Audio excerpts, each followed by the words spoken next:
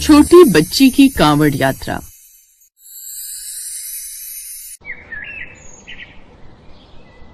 परी, ये ले हरिद्वार से 8 बजे वाली बस आ गई होगी। ये चाय तू ड्राइवर और उसमें बैठे यात्रियों को दे।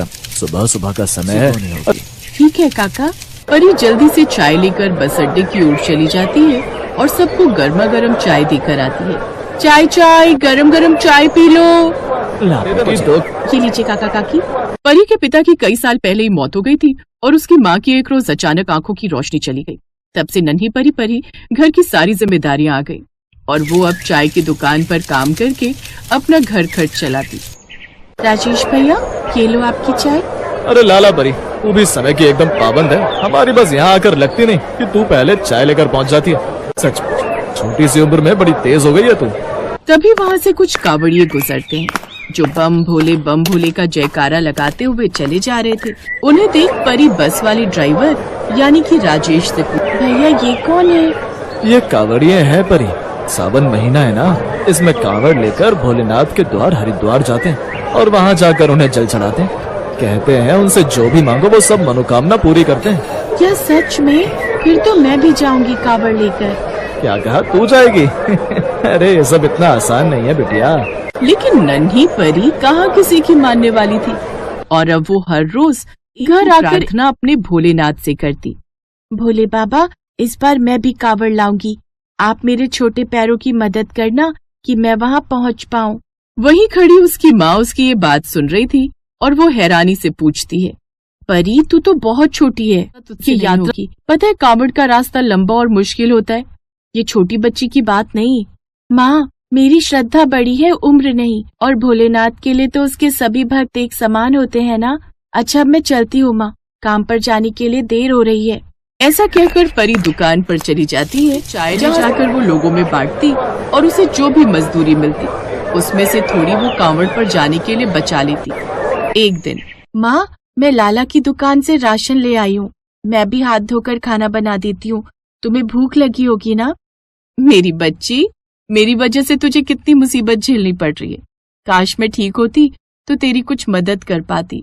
माँ तुम मेरे पास हो, यही मेरे लिए काफी है। और देखना, जैसे तुम्हारी गई है ना, ऐसे ही वापस भी आ जाएगी। ऐसा कहकर वो काम पर लग गई। ऐसे ही साल भर बीत गया और 1 साल बाद फिर सावन का महीना आया तो गांव की औरतें, जवान, बूढ़े, लड़के लड़कियां सब कांवड़ यात्रा की तैयारी पर थे। तभी नन्ही सी परी भी छोटी सी कांवड़ हाथों में लेकर आ गई। अरे परी, तू भी जा रही है? इतनी छोटी सी बच्ची कांवड़ लेने जाएगी? ये खराब नहीं हो गया जो इस नन्ही सी जान को भेज रही है? नहीं, आप माँ को कुछ मत बोलिए काकी, ये तो मेरी इच्छा है और वैसे भी मुझे भोले बाबा ने बुलाया है तो जाऊंगी ही। अब परी भी नन्हे कदमों के साथ बम भोले गाते हुए आगे बढ़ती चली जा रही थी। जय बम भोले, जय बम भोले। काफी देर चलते चलते अब उसके पाँव थकने भी लगे थे, साथ ही भूख प्यास भी ज्यादा थी। मैं कहीं पर लंगर में रूह अफ़ज़ा बट रहा था, जहाँ रुककर उसने उसे पिया, तब जाकर उसे थोड़ा आराम मिला। परी पैदल चल रही है, कभी रुकती कभी बैठती, लेकिन हार नहीं मानती। अब तक तो चलते चलते मेरे पाँव में छाले भी पड़ने लगे हैं, लेकिन महादेव के लिए तो ये पीड़ा कुछ भी नहीं। ले जाने का सपना मैं पिछले 1 साल से देख रही थी, जो कि अब जाकर साकार हुआ है। इतनी नन्ही सी भक्त को देखकर कुछ को उस पर दया भी आती। बेटा थक गई हो, चलो हम तुम्हें गाड़ी से पहुंचा देते हैं, तुम्हें जहाँ भी जाना है। नहीं काका, मैंने भोलेनाथ से वादा किया है कि मैं पैदल चलकर ही आऊंगी उनके द्वार। सच में बड़ी ही सच्ची भक्त है ये बच्ची। फिर कुछ घंटे और चलने के बाद आखिरकार पर पहुंच गए। परी की आंखों में आंसू के साथ साथ थकावट और भावुकता थी। फिर जैसे तैसे उसका नंबर आता है। वो जैसे अपने नन्हे हाथों से जल चढ़ाती है, वो दूध बन जाता है। भोले बाबा, सबको शक्ति दो, जैसे आपने मुझे दी, साथ ही मेरी माँ की आंखें लौटा दो। बच्ची, तूने भोले बाबा को सच्चे दिल से याद किया है, आज तेरी सारी मनोकामनाएं पूरी होंगी। सच्चे मन से मांगी गई दुआ आखिर कैसे कबूल नहीं होती।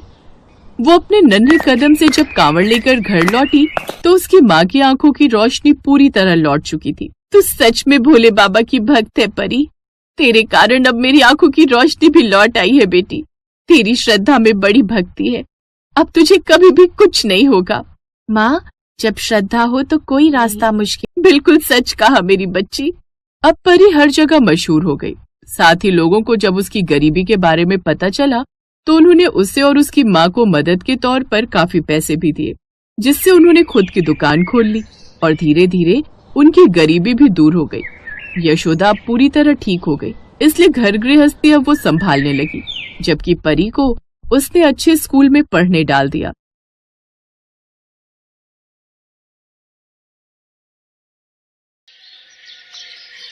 शिव शंकर चाचा जी। जय शिव शंकर कुमकुम बिटिया। जय शिव शंकर मौसी। जय शिव शंकर कुमकुम बिटिया, अपनी साइकिल दौड़ाती हुई कहाँ जा रही है? मौसी, शिव मंदिर जा रही हूँ। आज सोमवार है ना, तो भगवान भोलेनाथ का दूध से अभिषेक करूंगी और खीर का प्रसाद भी बनवाना है। मंदिर में दूध और चावल दे आई थी, पंडित जी राह देख रहे होंगे, खीर बनाने में उनकी मदद करूंगी। जीती रह बेटी, सचमुच कितनी प्यारी बच्ची है। भगवान शिव की कितनी है। इसके लिए अच्छा सा लड़का मिल जाए और इसकी शादी हो जाए तो इसके माता पिता की चिंता दूर हो जाएगी। कुमकुम एक पढ़ी लिखी संस्कारी लड़की थी। वो बचपन से ही भगवान शिव की बहुत पूजा करती थी। कुमकुम को ये संस्कार अपने माता पिता से ही मिले थे। ये लो माँ, ये लो बापू, खीर का प्रसाद। अच्छा, मैं राधा के घर जा रही हूँ। सुबह से उसने कितनी बार बुलावा भेज दिया। सुनो जी, कल कुमकुम की सहेली राधा भी जाना है। कुमकुम अपनी सहेली के घर चली जाती है, पर उसके पिता का चेहरा उदास हो जाता है और वो फूट फूट कर रोने लगते हैं। सुनो जी, अगर आप ऐसे रो दोगे तो मुझे भी रोना आएगा। क्या आपको भगवान शिव पर भरोसा नहीं है? वो हमारी कुमकुम को कुछ नहीं होने देंगे, उन पर भरोसा रखो। कुमकुम का जन्म भगवान शिव के आशीर्वाद से ही हुआ था, फिर भला वो उसे कुछ कैसे होने देंगे? हम सब तो ईश्वर की संतान है। हमारी कुमकुम तो भगवान शिव की बेटी है। वो उनकी इतनी पूजा पाठ करती है तो वो उसे उसका फल अवश्य देंगे। हमने बचपन से ही भगवान शिव के प्रति कुमकुम की आस्था को जगाए रखा है। हमारी बेटी अल्पायु नहीं, दीर्घायु है। पर सोमलता, पंडित जी के कहे अनुसार हमारी पुत्री की कुंडली में भारी संकट है, जिससे उसकी बस मत बोलो। और मुझे भगवान शिव पर पूरा विश्वास है कि वो हमारी कुमकुम को प्रत्येक संकट से बचाएंगे। 20 वर्ष की आयु में कुमकुम के जीवन पर एक भारी संकट की आशंका थी। कुमकुम की कुंडली में भी कुछ ऐसा ही लिखा था, जिस कारण उसके माता पिता सदैव चिंता में रहते थे। सब लोग राधा की शादी में पहुंचते हैं। मौसी जी, अब तो मेरी भी शादी हो रही है। आप कुमकुम के लिए भी एक अच्छा लड़का ढूंढो। नहीं, मुझे शादी नहीं करनी। मैं अपने माँ बापू को छोड़कर कहीं नहीं जाऊंगी। बेटियां तो पराई होती हैं कुमकुम, उन्हें अपने माता पिता का घर छोड़कर अपने ससुराल अपने राजकुमार के साथ जाना ही होता है। ठीक है, मेरे लिए कोई राजकुमार आएगा तो मैं चली जाऊंगी, ठीक? इस बात पर वहाँ खड़े सब लोग हंस देते हैं और कुमकुम भी खूब हंसती है। कुमकुम की माँ अपनी बेटी के चेहरे पर शादी देख रही थी, पर कहीं न कहीं वही डर फिर से था। राधा की शादी हो जाती है। कुछ दिनों बाद गांव की एक बस अमरनाथ यात्रा पर जा रही थी। कुमकुम के माता पिता ने उसके चाचा चाची के साथ अमरनाथ यात्रा पर जाने की आज्ञा दे दी। 2 दिन बाद कुमकुम का जन्मदिन था।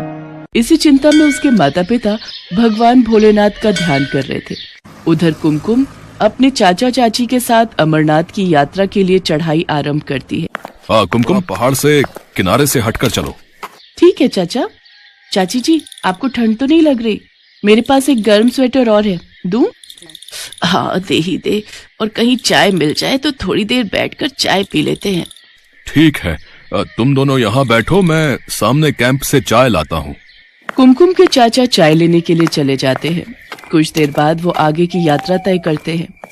रात हो रही थी। कुमकुम के चाचा चाची और कुमकुम एक कैंप में रात गुजारने के लिए रुक गए। जन्मदिन की ढेर सारी मुबारक। आज तुम्हारा जन्मदिन है और तुम पूरे 20 बरस की हो गई हो। जीती रहो बेटी, भगवान शिव तुम्हें लंबी आयु प्रदान करें। शुक्रिया चाचा जी, शुक्रिया चाची जी। चाचा जी, मैं थोड़ी देर आसपास घूम लूं?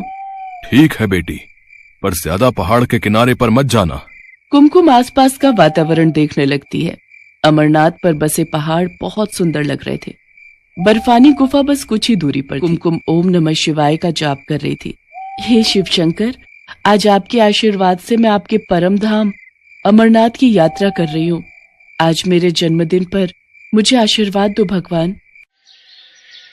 अगली सुबह कुमकुम और उसके चाचा चाची आगे का रास्ता तय करते हैं। ऊंचे ऊंचे पहाड़, नदियां देखकर कुमकुम का मन बहुत खुश हो रहा था। तभी कुमकुम का पैर पहाड़ के किनारे से फिसल जाता है और वो चिल्लाती हुई नीचे खाई में गिर जाती है। उसके चाचा चाची का रो रो कर अरे कोई मेरी बच्ची को बचाओ। हे भोलेनाथ, मैं अब भैया भाभी को क्या जवाब दूंगा। हे शिव शंभू, आज कुमकुम बिटिया का जन्मदिन है। भैया भाभी को जिस बात का डर था, अगर वो बात सत्य हो गई तो आप पर कौन विश्वास करेगा भगवान। कुमकुम तो आपकी बहुत पूजा करती है, आप पर बहुत विश्वास करती है। उसने अभी इस दुनिया में देखा ही क्या है। भगवान उसे बचा लो, उसे कुछ नहीं होना चाहिए। भैया इतनी खाई में गिरकर बचना मुश्किल है, अब तो भोलेनाथ ही कोई चमत्कार कर सकते हैं। सुरक्षा कर्मियों की टीम ढूंढ रही है, पर अभी तक लड़की का कुछ पता नहीं है। पुलिस भी आ गई है, लड़की को तलाश कर रही है। सब लोग कुमकुम को तलाश रहे थे, पर वो कहीं भी दिखाई नहीं दे रही थी। उधर कैलाश पर्वत पर माँ पार्वती भगवान शिव से बोली, प्रभु, कुमकुम आपकी बहुत भक्ति करती है, उसे जीवन दान दी, उसकी रक्षा कीजिए।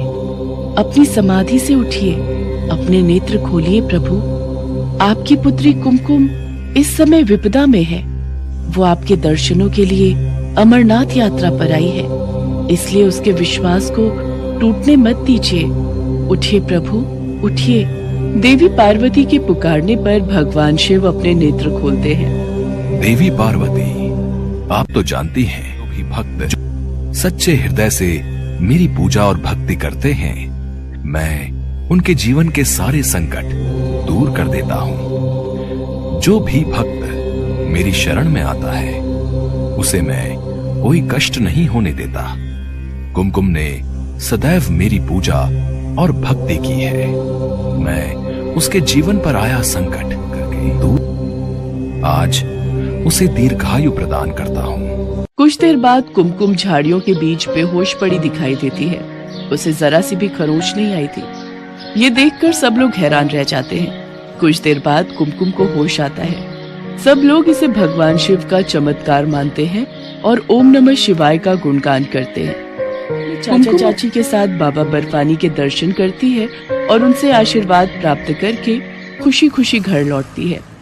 कुमकुम के माता पिता को भी सारी बात पता चलती है। वे भी भगवान शिव को धन्यवाद कहते हैं। भगवान शिव की उपासना और पूजा से आज कुमकुम को नया जीवन दान मिला था। सब लोग भगवान शिव को धन्यवाद कहते हैं। कुछ समय पश्चात एक बहुत ही संपन्न परिवार में कुमकुम का विवाह हो जाता है। आज भगवान शिव की कृपा से कुमकुम अपने जीवन में बहुत खुश थी।